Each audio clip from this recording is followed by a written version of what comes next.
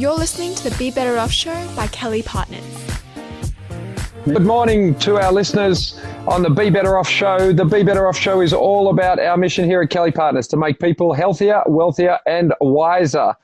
It's a real battle at the moment for many people out there with the coronavirus and all the drama that's going on. But the great news is I've got a fantastic guest for us today in Chelsea Pottenger, who can help us be healthier for sure, and certainly mentally more focused. Good morning, Chelsea. How are you? Good morning, Brett. I am very, very good. Thank you. How are you going? Oh, it's always a good time to be an accountant, as I say. So it's a beautiful day here in Sydney. And look, if you're doing work you love with people that you like, then things are okay. How about you? I've heard that the best way to start a day and the best way to start an interview with Chelsea is to ask her, is the best way to start the day with a surf? I would say yes to that. We are very blessed where we live. We live in Gerringong, which is a couple of hours south of Sydney. So we live on a surf beach here. And I think there's something incredibly powerful, magical about moving your body in the morning. And if you can get in the ocean or even just getting into nature, it sets up your whole day, I feel, for success. You can kind of handle anything that comes your way. So as much as we can here, we get in the surf every morning. Yeah, beautiful, beautiful. Now, I'd love you to start. We had Chelsea speak at one of our conferences earlier this year, back when the world was a little normal. We stuck 250 people in a room and had our launch for the year. And Chelsea was really well received as she shared her story and then really her now professional expertise. But I'd love to start, Chelsea, back at that story. How did you come to doing what you're doing today? And can you share with our listeners a little bit about what you now do? Yeah, sure. And Brett, thank you so much for having me as a part of that event. Obviously, I adore, working in the mental health wellbeing space. But if you rewind about 5 years ago, it never kind of used to look that way. So my past life, I was in corporate as an executive, working pretty long hours, drinking Hendrick's gin at night time, doing triathlon training in the morning, work hard, probably partying a little bit too hard, definitely working out way too hard. And it was the way that I kind of lived, and I thought that that was the right way. And then 2015, we were really blessed to have our daughter, Clara, and that was after about 5 years of trying, probably because the cortisol levels, to be honest, were quite high in my body, and I wasn't aware of that. And then, so after giving birth to Clara, which I was so excited to be a mother, the most ironic thing happened, especially for someone who is an optimistic and career-drivenist like myself. And I suffered gut-wrenching postnatal depression. Now, when you haven't experienced any kind of mental health previous to that, I actually didn't even know what postnatal depression was. So it hit me very, very hard. I hid behind a mask for a good part of it for the first 6 weeks while Clara was a newborn, and ended up catapulting myself into a postnatal depression hospital unit, fighting for my life. So ended up with severe suicidal ideation, really horrendous insomnia. And for a time when it's meant to be the happiest time of your life, it was actually the opposite for me.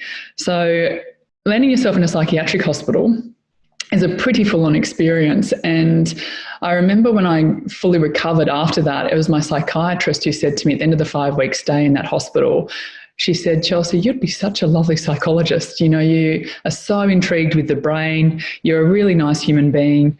I think that would be a really nice career move." And I thought, rightio, I'll go back. So off I went. We moved from Rose Bay, Sydney to Gerringong, so a bit of a calmer pace of life for me, which is really good for people who suffer anxiety, I think. And then went back to university. I met in my sort of pathway over the next few months the CEO of Are You OK? And he asked me if I'd be an ambassador for the charity, and I thought, what an amazing opportunity. So I became the ambassador for Are You OK? Alongside many, and then also became the ambassador for the Gidget Foundation for perinatal anxiety and depression. And as I was training in mindfulness and meditation and studying at university, I said to my husband, wouldn't this be incredible if what I'm learning now I could take back into the corporate world? I never got taught these tools. Imagine if we could teach the corporate world healthier coping strategies when it comes to stress. Do you think there's something in that? And this was, Brett, in the time when mindfulness wasn't really a known thing. Yeah. So we kind of timed the market. Drinking was. Pardon? Drinking was, yeah. Drinking was. I think that was the traditional mindfulness routine. It was mindfully having a gin. That's probably still still trending, I would say. Anyway, so he's like, I think it's got legs, sweetheart, so I'll support you. And so one of my good friends worked at eBay. She said, come and meet the HR director and the GM. So I popped in there and they said, look, I think this would be really great to do a one-off session. I'm like, brilliant. That's all I asked for. And then from there, they then signed up for another 8. And then the manager went to Uber, left eBay, went to Uber, took me over to Uber. And then the big banks came on board, and then big companies like Kelly+Partners and, Mercedes-Benz and Estee Lauder, and the rest is kind of history. We've been so blessed with our corporate clients that we work with every single week. And it is a blessing because every day we get to educate and empower people to really take care of their mental health and well-being. And that is the passion for the rest of my life, to be able to do that. Yeah, great. It's a great story because I've seen, I've been in corporate environments for 27 years now, and I've seen so many people struggle mentally in our profession, in accounting and also in law. It's between 40 and 60% of people, they say, during their professional career will have some sort of mental health challenge. And it's quite interesting as you did that day to hear you talk about, coping strategies and more importantly, just general health.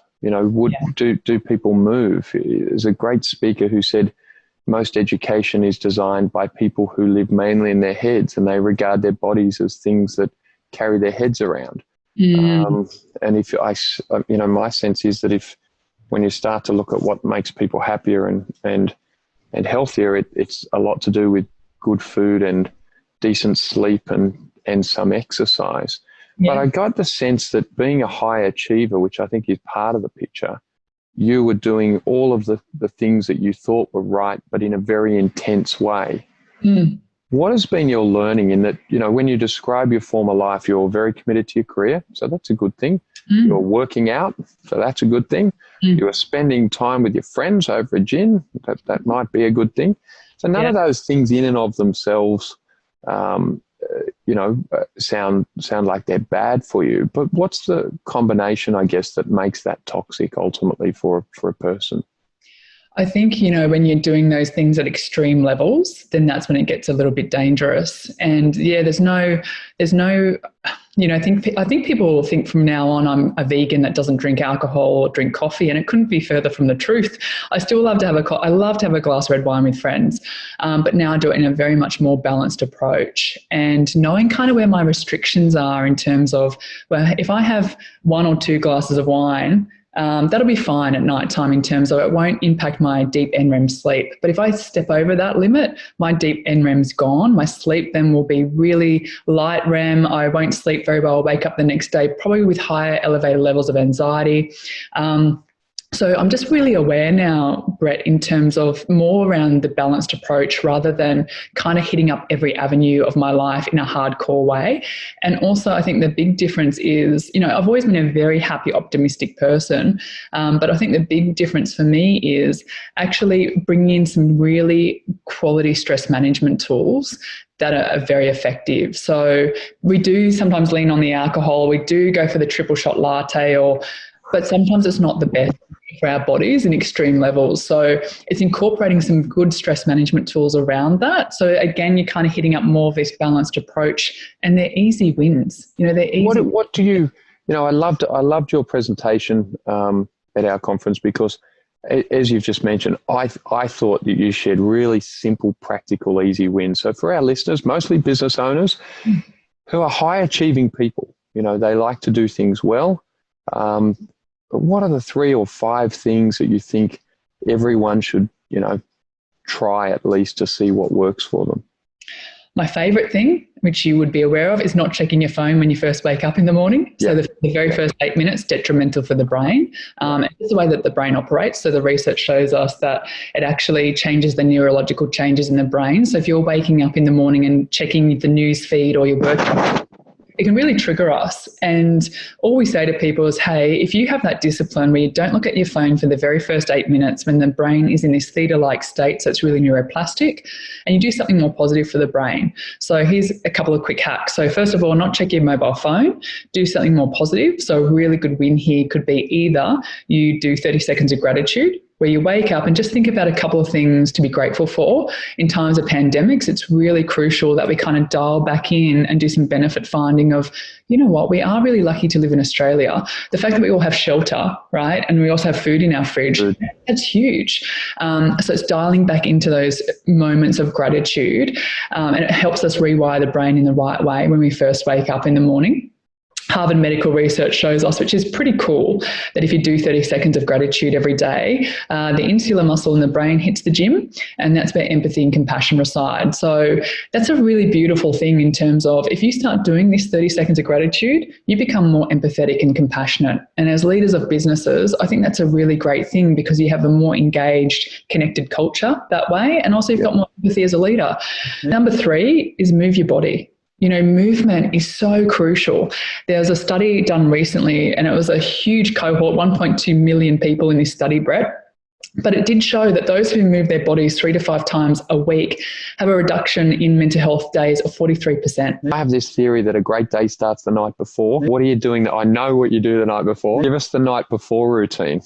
Okay, a couple of quick hacks here for people who are listening. And one of them, and this is from research from Dr. Matt Walker, who's an amazing neuroscientist for sleep. So if you do need some sleep hacks, I'd recommend getting his book called Why We Sleep. He is a brilliant, brilliant guy, Dr. Matthew Walker. And it's really interesting in the research. It shows that if we are on our screens half an hour before bed, it really disrupts our melatonin and circadian rhythm. So think about that. You know, if you're a lark, so we've got different chronological clocks. If you're a lark and you like to go to bed early, your screen deadline where you shouldn't really be looking after screens is about 9 p.m. So that's like the phone, TV, computer, your Kindle. And for my night owls who are listening, it's about 10:30. And the reason why those restrictions are there is because it coincides when melatonin, the hormone, gets produced in your pineal gland. If you do start looking at screens over those periods of time, what will happen is the retina ganglion cells back in the eyeball will get too stimulated, and it will send a message to the pineal gland to say, hey, I see daylight coming through, quickly turn the taps off for melatonin. As you can imagine, back in the primal days, if we go to sleep during the daytime, a predator could attack us. So the brain kind of operates that way. So you will still go to sleep, but what you're going to lack is the deep NREM sleep. And Brett, you may have noticed that on your Aura data, you know, in terms of if you're on the screens, you won't be able to clock as much deep NREM, you know, that night. So I think that's a really great hack in terms of it's an easy win. You just need some kind of discipline to be able to do it. Why does my Aura give me the same deep sleep, no matter whether I sleep for 10 hours or 6 hours? Yeah, that's interesting. A lot of the deep NREM happens in the first part of the night. Okay. So I've always woken up at the same time, which is funny. Interesting. So the data is very interesting. So I'll just share that with our listeners. There's the Aura, which is, I think, Oura. It's a ring. It's quite interesting because there's an app on your phone. You wear the ring when you sleep. I found that great because the data, I think, is really intriguing and a nice way to move some focus to sleep. I'm a huge believer that sleep, your body has this great capacity to regenerate. So sleeping consistently at the same time seems to make the most difference for me. Yeah. So that's really interesting. So night before, get off your screens, 9. Yeah. Early rise at 10:30. What are your other sleep hacks? I remember you talking about temperature of the room. Yeah, so there's a few things here. So the best hack is getting off the screens half an hour before bed. You don't need to buy a fancy Aura ring like what Brett and I own to tell you this kind of stuff. You just need to practically do it tonight and check your energy the next day, and you'll notice a pretty big difference. The second thing is the temperature of the room. So you want it nice and cool. It's really interesting. A lot of Australians go to bed way too hot. So we find that the body core temp and the brain core temp actually need to drop about 1 degree Celsius for you to go down into a deep sleep. So a little trick here is wearing less gear. Okay, so wear less gear on your body. You don't have to go completely nude. Just peel a few clothes off. And then another little hack is throwing socks on your feet before you go to sleep. Now, I know that sounds really attractive, but what we say is that the little... So just wear nothing but socks. Is that what I heard? That's not a good visual, is it? That's funny, isn't it? Yeah. So maybe just, t-shirt, underwear, socks. And what the socks will do is it'll charm the blood away from the body core temperature. It's called like a thermal deposit in the neuroscience research. So it charms the blood away, enabling the body core temp to drop 1 degree Celsius. So that's And when do you take the socks off? before you go off to sleep. Okay. So it's really important as well to have a pre-sleep routine. I think that's crucial in terms of, if you do have children, you give them little cues, right, that they're going to bed. It's like bath time, you give them a bottle of milk, brush their teeth, read a couple of books, etc. As adults, we need that too. We need to really enable the brain to come out of this, whether you're watching Netflix, if you're watching Vikings and they're like, good night, and then you go to bed, it's going to be really hard for the brain to go off to sleep and you'll end up having psycho dreams. So it's really important to unwind the night properly. So it's just, things like that are really nice for the brain. Have a hot shower, brush your teeth. Magnesium supplements are great. If you're magnesium deficient, get that checked with your doctor because that's going to really impact your sleep. Then you could talk to your partner. Imagine that, like turning our divorce stats around. So have a chat if you live with someone. You could meditate, which is amazing for the brain for sleep. You could read a nice book, one that's not on a screen. Stretching's good. All these beautiful associations that help you go off into a nice deep slumber. I've been sharing with our teams that I found really doubling up on the structure of a day and doubling up on exercise makes quite a difference in that. I was talking to one of our guys yesterday. He said, oh, look, I feel like I'm stuck to my computer. I'm like, look, 10:30 morning tea, 12:30 lunch, 3 o'clock afternoon tea, 6 o'clock get off your machine. Nice. Double up the exercise you've had. Make sure you're in bed at the same time every night. Are you drinking water? Keep off the alcohol. Yeah. But just really the basics. But I found that structure and routine are really underrated mental health, positive mental health activities. But, they don't sound too sexy or exciting, but they really make a difference. I'm finding during this sort of lockdown type scenario for people. Yeah. Is there any research that suggests that these routines actually make a difference? Look, just from a practical point of view, if you've got things scheduled in your diary where that you're doing these things like what you're just saying, movement, there's so much research supporting movement for mental health, getting outside and getting vitamin D on your skin. There's so much research around a lot of people who suffer mental health have a really low vitamin D deficiency. So getting outside when you're having your lunch and eating outside, it's so everything you're recommending there, Brett, which I think is amazing that you're, as a leader, you're saying to your people, hey, this is what I need you to start doing. Move more, have a lunch break, make sure you're off the machine at 6:30, try not to drink alcohol during the week so you have a really good sleep, plus your memory's embedding down, you're more productive the next day. And I think with the brain, it does love consistency and routine, and it also helps with habit formation. Yeah. So if you think about that in terms of if you just start scheduling it in every single day into your calendar, it just gets done. As we know, things don't get scheduled in. If you do not schedule in your movement and mental health or stress management tools in your to-do list in your calendar, it's gone. We kind of get swept up with the busyness of the day.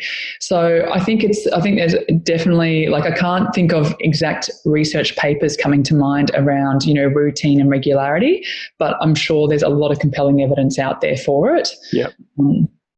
So just those habits and just people feeling. There's a great book by a lady, Dr. Teresa Amabile, that's really influenced me called The Progress Principle, and she demonstrates that, what people ultimately want is a sense of progress. And, it's very difficult to make progress in any area of your life or career or business or family without structure and routine and habit formation. And so really, to me, they're the boring undergirdings of a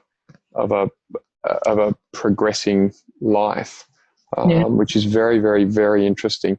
Now, I guess that with things like the Black Dog Institute, Are You OK, Gidget, and these other organisations, my sense has been that shining a light on these issues is the biggest thing. I know when Beck, my wife, had our first child, she was young. It was a massive change of life. I always call having a child like a nuclear bomb going off in somebody's universe, and everyone expects that woman will be smiling and have her hair done nicely and share what a wonderful scenario that is. But what helped her a lot was being able to meet other real people who said, it's beautiful to have a gorgeous baby, and it's also quite challenging, and drop the BS and actually talk about what's real. To me, I've always thought that who you spend your time with is very, very important in terms of how it influences your physical health, your mental health, your wealth habits. What do you think the role is of, firstly, awareness, and secondly, just getting around other people that are more positive for your, and not even sort of happy, just not toxically negative, if you like? Absolutely. It is crucial. So the first thing, the awareness piece, is everything, isn't it? It's like, with this vulnerability of sharing our stories, you actually can really connect in with other people. And I think one of the big things in terms of, being able to share my story, and I'm really sorry Beck went through her own struggles as well at the start there, is that people will look at you and go, wow, if she can go through it and recover, that means that I can too. So it gives people hope out there, that it's something not to be ashamed of. It's actually, this is a real thing that happens to people. It's a chemical imbalance. It's things that happen in people's lives. They're going through a really tough time, and it's okay to not be okay sometimes. But what we need to be able to do is be able to share stories and share the awareness.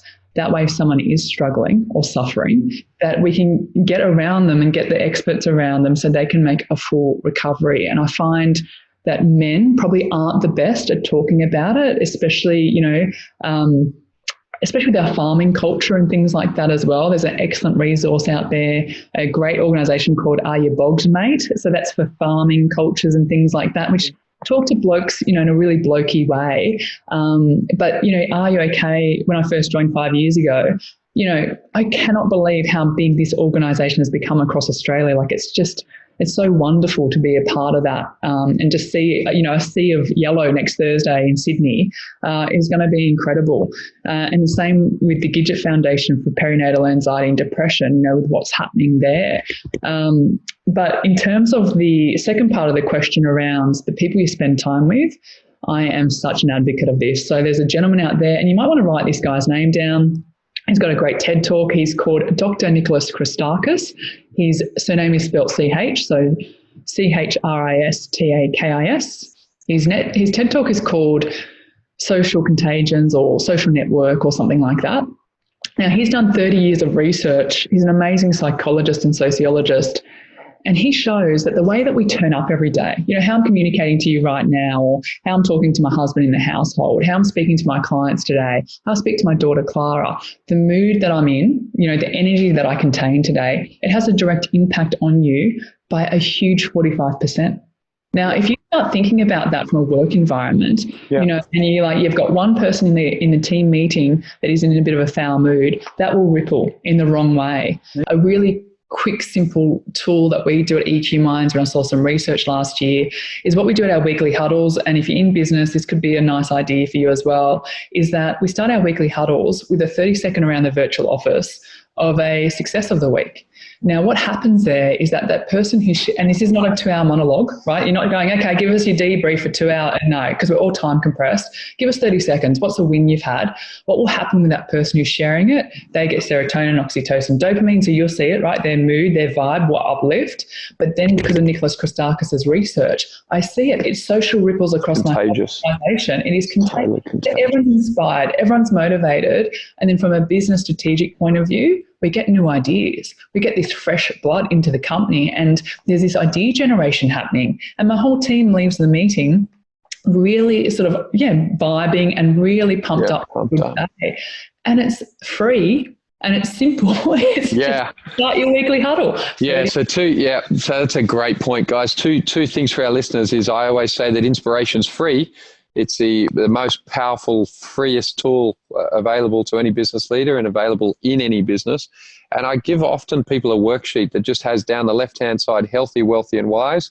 And across the 7 columns, I say, put the 7 people across the columns that you spend the most time with and score each of those people out of 10 for healthy, wealthy, wise. Being an accountant, I then say, add it up. There's your number. You will end up as healthy, as wealthy, and as wise as the people you spend the most time with. I'm just a massive, passionate believer in it. And, if you control your focus, you control who you spend time with. If you've got friends that are very negative, very toxic, either help them become less of that or upgrade your friends. So night before, number 1, no screens. After 9 p.m. if you're an early starter, 10:30 if you're a late starter. Number 2, room temperature. Make it at least 1% cooler. Urge on the side of cool. Number 3, get all your gear off and just wear socks. Wear less clothes to bed, socks pre-sleep, warm up your feet, get the temperature away from your core, which is very cool. But this number 4, I'm adding a pre-sleep routine, workout. The number of times I've seen people in our family, they're about to go to sleep and they've forgotten, they haven't done an assignment, or, need to do something, take a dog out, or we all do it. I think that's really great. There's a comment there about, perhaps speak to your partner occasionally at night, meditate, stretch. I think that's really great. And then the next day, first 8 minutes, no phone, 30 seconds of gratitude or something productive. 3, I carry a little card that has my goals on there, and I stick it here, stick it there, keep it in my wallet. That's the first thing I look at in the morning. It's the last thing I look at night. It really, I just believe your brain seems to work while you're sleeping, either positively or negatively. So give it something constructive to think about. And number 3, get up and move your body. Really, really great advice, which I think will make a real difference to people. And then now, to give Chelsea a big rap, she's got a really leading business in her space, has found a real niche, and has grown a great reputation as an expert in her space. To our business owners, I think there's a lot in that from a business perspective, which is finding who you really are, being prepared to share that, changing your life. And frankly, Chelsea, when I look at you guys, most people won't move from Rose Bay to Gerringong. They're locked into old ideas. They believe their postcode's more important than the authenticity of their life. And they're just stuck, miserable, keep trying to, put a happy face on. But to make that sort of massive structural change, what does your man do, and how did he feel about that? And how do you make that relationship work? Because, people are in relationships, and if they don't make that work, I just believe that almost nothing else does work. How did he come about? You've had the babe, you're in Rose Bay, Rose Bay to Gerringong's like, moving countries. That's a very positive move, mind you. They're both beautiful places. But how did he cope, and how did you guys make that work? Yeah, look, I've got a very, very supportive husband, and he was the rock for me actually when I went through this mental health crisis.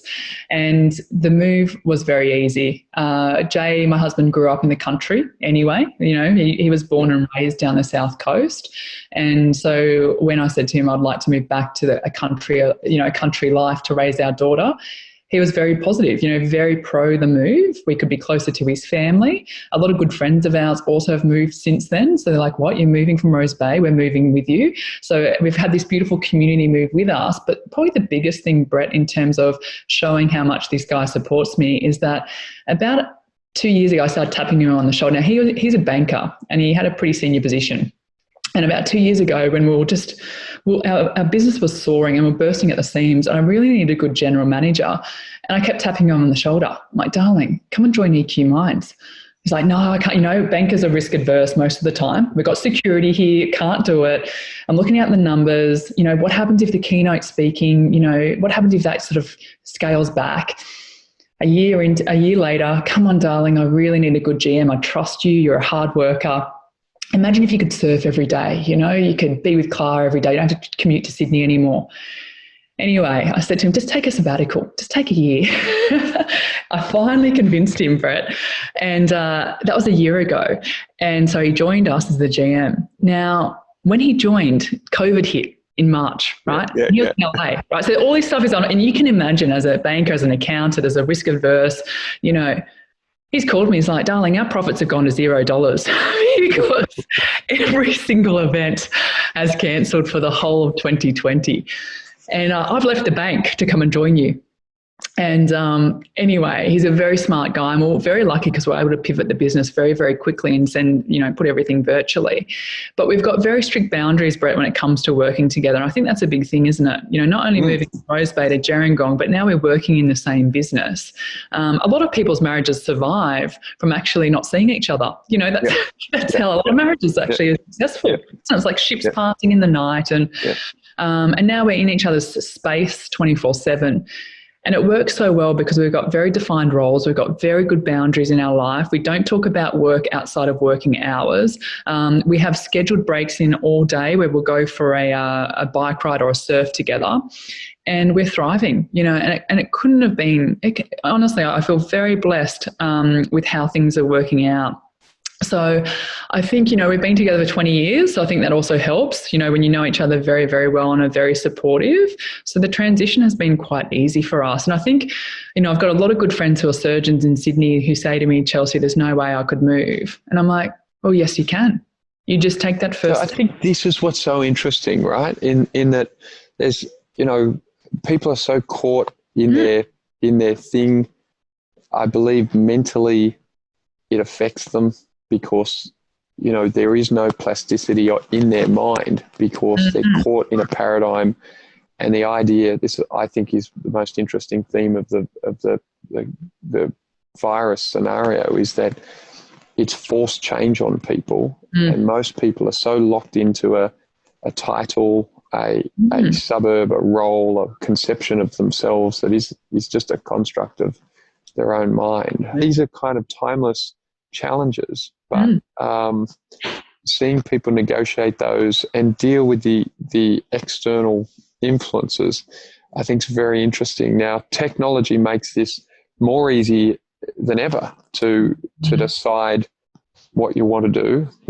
There's a great speaker, he said that if you said to most people, I'll give you $10 million, but you have to sign here that you can never work again, that within 5 years, most of them would be living under a bridge because they wouldn't know what to do. That freedom is very difficult because you have to take the freedom and define it. Most people are just rolling along in a role. Yeah. I think it's so, so interesting. And as you've pivoted your business and you've worked these defined roles, how do you negotiate? With my husband? With your man, yeah. Because to me, it's the foundation. I believe people are people before they're a business. Yeah. And so if they don't get the people bit right, the business bit never works. That's absolutely right. And I define these roles with all our staff is I find the people with what they like in terms of what gives them really good energy, and I get them to do more of it. I think if you're trying to get and intrinsically motivate someone to do something that they do not enjoy, like if I got my husband to do social media, he would resign and go straight back to the bank. Yeah, he'd be like, no way, I don't understand it. I don't understand your audience. So we find things that really energize him. Like his whole role in our company is to scale the business. He's the CFO position as well because he's ex-finance, but his main role is to scale the company because I'm so busy in it. So he does these VR apps. He goes to Wollongong Uni and plays in the VR world. He's got a great role. Your role. Yeah, your role's awesome. Yeah. And I'm so heavy in the company because I'm the face of it. I'm the one that's delivering everything. But he's behind the scenes. And a big thing for us, Brett, that was a really good realization of COVID was that we were so intense in terms of our business was so heavy, was so exposed because all of our revenue sat in keynote speaking. Yeah. And I thought, wow, we have to diversify the company. And to be able to do that, I need someone who can scale the company other ways that doesn't involve me turning up every day. Totally. Yeah, so his role is to literally do that, through courses, through different platform. Exactly. So he loves it, and it's that whole thing around who cares what anyone else thinks in terms of that your husband's working with you. It's the whole thing around, hey, in the family, are you happy? Are we doing the right thing from a family perspective? And because as you can imagine, he copped a lot of flack right from his mates going, so this is what I mean. And your wife is your boss. And, and I'm not his boss. We're in this together. Because what we're creating is for our family and for our staff. And we have a beautiful life, So that's big, those external influences, those other people's expectations. Correct. Yeah. Correct. So I think it's just being really confident within yourself. And it's that whole thing again of it's not giving too much power or empowering anyone else to make you feel a certain way. Yeah. Do not empower other people to make you feel a particular way. You have to have really good self-efficacy and self-belief in what you're doing. So how do you build it? There's a lot of, I've thought a lot about many people are very externally referenced to try and help them become more internally referenced. What's your thinking on that? I think in terms of, finding I think it comes down to, your values and your purpose and your reason for being type of thing. And then I think once you find that, it does not matter what anyone else says if you've got that passion and purpose there. Yeah. So every day we know that we are having, even if we impact one person to help their mental health and well-being, then that's a really success. And I think it's changing the mindset around what is in it for me rather than how can I impact somebody else to help them thrive? Yeah. Because as soon as you change it from ego focused to externally focused, where you're actually doing good for others, that kind of drives you every single day. Another big thing with self-belief and self-confidence and building up self-efficacy is really leaning on a couple of those people in your tribe who you respect. They're going to tell you the truth. They're kind of like your cheer squad, so you can bounce ideas going, hey, do you think that this is a good idea? Do you think I've got what it takes to be able to do this? So I think the self-efficacy piece is huge, finding a good cheer squad that can back you. And then it's like a big thing as well in terms of this whole purpose and finding self-confidence is actually taking a step and doing something. And I think this is a big thing in entrepreneurship. People are so afraid of actually putting things out there or taking that very first step of changing the way they do business. But my whole thing is it's so much better to take a first step and fail than never to actually take a step at all. So there's so much in this, right? Like, on the self-efficacy, I believe the great challenge of life is whether your life's about self-fulfillment or self-sacrifice in the service of others. That's a whole podcast. I think people really have to make that decision. Around your cheerleaders, I found, I lost a job at 22. I didn't know what to do. I didn't have any cheerleaders that I respected. Mm-hmm. But I found in those days biographies of people that inspired me and that I thought were amazing. Today, I have YouTube, so I can hang out with virtual mentors, people that have much higher standards than your average next door neighbor or someone else, which I think is amazing. There's so many people who, Warren Buffett's a great hero of mine. He says, show me your heroes and I'll show you your life. And I think, that's great. Yeah, it's really great. So to really define who are the people that really move your energy up. And they can be, for anyone out there who, I often have people say, well, it's all right for you, Brett, because you've got friends who have got clues. There's a lot of people that don't have communities or friends that really have the clues or standards that they aspire to. So, YouTube, that phone that you've got, it's really a walking, mobile university. And then this take a step and do something, I think is really interesting in that, there's a lot of research, people say that people's greatest fear is public speaking. Mm-hmm. I always say it's really actually their fear of rejection. And there is quite a lot of research that says that rejection is mentally more painful than just about anything else. And so that's why people won't do anything. Mm-hmm. And so, trying to, I guess, build the failure muscle by reframing it to making progress, I think is just enormous. So you go out there now, you've been doing your keynote speaking, you've got this opportunity quickly, I think, to build out product, to potentially build, some other people that can coach and do more regular interface with some of the organizations that you work with. How did you get over that fear of failure? Because your move is a big move. And I think sometimes if you're in a partnership where you've got another person earning the money with you, then that makes it a little bit easier if your lifestyle is not geared to Stupidville. And there's a whole how finances cause people stress. Mm-hmm. But how did you, I guess, get the courage? Your man James Jay said, okay, go to eBay, do a session. What was the self-talk? Did you think, oh, geez, I'm an imposter, or what am I doing here? Or did you just grit your teeth and have a crack? I think everyone feels some form of imposter syndrome. I think I'm a psychology student, right? I haven't got my PhD yet. I'm on the pathway to do that. Are they going to take me on because I don't have my qualifications yet? So I think there is an element of imposter syndrome. But I think the big thing is with this whole rejection piece and being okay with being rejected. If you're not okay with rejection, entrepreneurship is probably not going to be for you, to be honest, because you've got to get okay with it. People are going to say no to you. But every time they reject you or say no, I always view it as a learning opportunity. Oh, interesting. What I've done different. How could I set up that briefing call better? How could I have shown more reason? Whatever that is. I think a big thing, Brett, is my past history as well with, playing basketball at an elite level, but to get to the elite level, I got rejected from so many teams, and then I'd have to come back and I'd have to work harder. And a lot of this has got to do with your mind. Really interesting. So having this growth mindset of like, I haven't actually mastered making the New South Wales state team yet. However, if I train with my coach every single morning at 5 a.m. at the Albury Basketball Stadium, I work out with Lauren Jackson, I do these particular things. So the gap analysis of, taking feedback, and rather than take it personally, take it as there's a gap between where you are, where you need to be, stepping out the things that you need to do to close the gap. Absolutely. And working like a maniac. And working hard. So it's that whole thing around, and there's a really good book called Mindsets by Carol Dweck, Dr. Carol Dweck. So she talks about this growth mindset, and it's instilling this into our children at a really young age. And one of those things that's really going to help with rejection for them and also for you is literally using that powerful word yet at the end.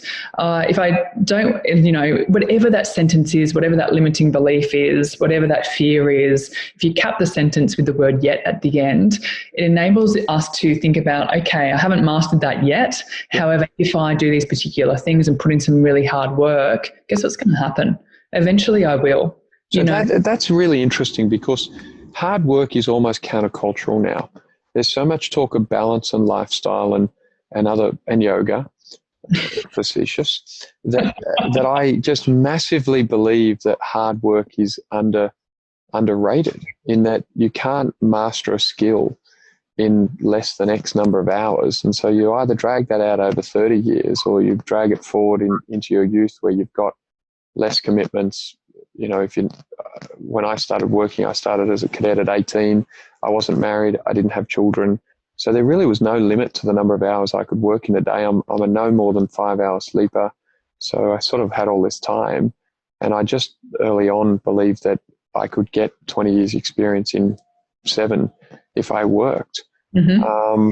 But today I do think it's not in the service of younger people, particularly between 18 and 30, to tell them, look, live a balanced lifestyle. Mm-hmm. Because really, if you've got 20 hours a day available to you, there is plenty. I played first grade cricket. I did my chartered accounting. I did a bunch of stuff because I didn't wipe myself out every night, and I didn't sleep a lot. Yeah. So I considered I had quite a balanced lifestyle, but I often got feedback that I worked a lot. But I was like, well, what are you meant to do with all of that time? Now, once you have children, right, as you would know, the amount of time available to you expands a lot. Young children don't sleep very much. And I've heard so many people say, I used to think I was busy before I had children, and I never realized how much capacity I had. Correct. I just think that it's really interesting. So, I didn't know about your basketball background. It's really interesting. I feel like rejection builds, if it's framed in the right way, a sense of, okay, well, what do I need to do to close that gap? How do I actually break that down into bite-sized pieces? How do I work through that? And establishing, in terms of a growth mindset, the sense between effort and reward is just enormously important for everyone. Absolutely. Your comment about, language, the use of the word yet, I just have this huge love of books and reading and language. And so I just believe it's so important. Somebody will say, I can't afford X, which isn't as good as saying, at the moment, I haven't earned enough to afford X. And particularly when it comes to money, people, what people do in their brain really reduces their ability to expand their earning capacity or build wealth, because they keep telling themselves they can't, which is really interesting. And even with the money that they earn, it's not well managed. And often that's because of the people that they hang out with, the ideas they have, and a lack of a view that could change. Yeah. So I guess to finish, I listen to your message and I see your journey and I see your willingness to change. And I think in this time of, the COVID crisis, I think at every level of society, personal, but even geopolitically, you have the US saying we must change our supply chains. We must be more self-reliant in terms of critical medical infrastructure, critical medicines, et cetera. We must be energy self-sufficient, which they've achieved in the last 5 years. So at a national or personal level, that theme of change and the belief that that's possible is just massive. What are your thoughts for our listeners as we wrap up on how would you say to Clara's now 5, but now she's 25. She's living in Rose Bay, belting herself in 100 directions, and doesn't seem to be making the progress with a smile that she might otherwise. How do you convince her that, or at least encourage her that change is possible? Yeah, I think, again, it goes back to that growth mindset piece, having some flexibility and freedom and bandwidth, that knowing that with hard work, you can absolutely change anything with your life. And so a big thing, and it's so great if you do have young children in terms of, or even for yourself, the power of yet is really important. I think another thing that a lot of us forget to do as parents, or even when we're praising our staff, is we don't actually process praise in terms of like the reason why, if say, for example, you're praising your child, or the reason why you did that, Clara, and you can spell your name or you can skip like that is because you're so smart. That's actually not the right way to praise the kids, believe it or not. As much as we want to do it as parents, what happens is they get fixed then in this mindset of the reason why I do this is because I'm smart or beautiful, and they become fixed to this identity. And it can be quite detrimental. Especially if they find something they then can't do because then they think they're done. Exactly. And then the failure hits, and then in comes the mental health and things like that. So if we start process praising, and I'll give you an example. The reason why, Clara, you can skip is because you've been watching mummy and daddy do it, you've been working hard, you've been trying, and now you can do it. Okay, or you've been watching YouTube clips of how to skip, etc. And that's the reason why you can skip now, sweetheart, is because you've been putting in the hard work. So you're praising them for those particular types of things. So what you're enabling is this really flexible brain. So as they get older and there's challenges that might come up, we might lose our job. Gosh, we might go through a divorce. We may, whatever. We might go have a pandemic, right? Which we're all going through. Which is really interesting right now. Really interesting. But with that, with that flexible mind, you can, go from, March, where your business is almost closed, to go, you know what?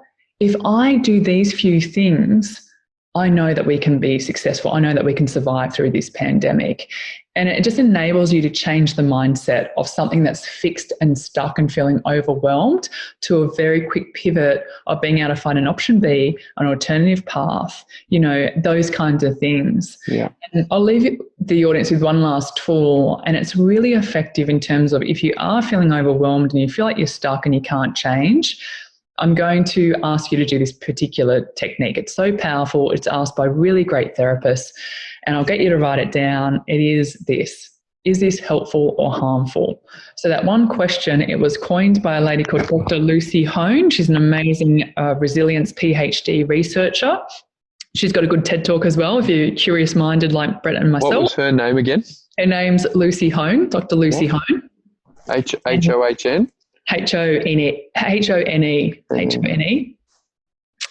And, through her life adversity of losing her 12-year-old daughter, which is unimaginable and incalculable as a parent to even think about that, but she's birthed this incredible research. And what it shows is that if you have limiting beliefs, if you are going through challenges, you're like, I am completely stuck. You're having these feedback loops of, I'll lose my job, my kids will have to repeat school because I'm homeschooling them, etc., things like that. You ask yourself up here in your mind, you don't need to shout it out loud down the street going, is that helpful or harmful? Because we don't want you to look like a weirdo down the street, just up here. Is this helpful or harmful thinking pattern? Yeah. That is harmful. Now, as soon as you recognize that within your brain, what will happen is that it will not release dopamine, Why that is so powerful, you know that, is that you won't get caught up in another feedback loop. Yeah. Yep, you get the break. You get a couple of seconds of space to drive you into action. So all of a sudden you move away from anxiety and worry and you're like, okay, what can I do about it? And then you literally just write it down, and it helps you shift these simple 1%ers, isn't it, Brett? It's not it's massive. Just 100% improvement through 101%ers. Absolutely. Everyone thinks there's a silver bullet. There is no silver bullet. There's lots of little tools that can move you forward. I've really enjoyed catching up with Chelsea today. I hope everyone who's listening has. She's always a bright ray of sunshine with great ideas. And so that always makes it really a wonderful thing to do, to catch up and pick her brain. I feel hugely privileged that you came and shared your insights with us. I've learned a huge amount, and I hope that everyone who's listened today has been inspired to think more about their health. I want to make the final, financial advisor comment. Your financial state is affected by your mental state and vice versa. If you box yourself in through bad financial structuring and decisions that reduce your flexibility, it will be little wonder that your mind struggles to be flexible when your financial situation does not allow that. And so I think if, many of our listeners have heard some of my views around their finances, I think today really underscores how important it is to give your brain the space to be able to live your best life and contribute in the way that you want to. So I want to thank Chelsea today. I've loved catching up with you, and commend all of our listeners to go and find out more about Chelsea and what she's doing at EQ. Now, if you have a business and you haven't engaged someone like Chelsea, or in my view, Chelsea, to help your people, if your values are to do everything you can to help your people, then I would gently recommend that this is a great time to get Chelsea on a Zoom call to talk to your people, as we have done during the lockdown. It's certainly made a difference to our team, because it's one thing to say that you want to help your people. It's another thing to try and do a few things that indicate that. And right at the moment, with so many people really, I think, struggling, and quietly often, it's a great way to get Chelsea to open up that conversation so that people feel that they can share with you as a leader what you might be able to do to help them. So huge thank you. Thank you so much on a Friday morning. As I love to say, have a great day. Thank you, Brett. Thanks for listening to the Be Better Off Show. If you enjoyed this episode, don't forget to rate and review on Apple Podcasts. Have a great day.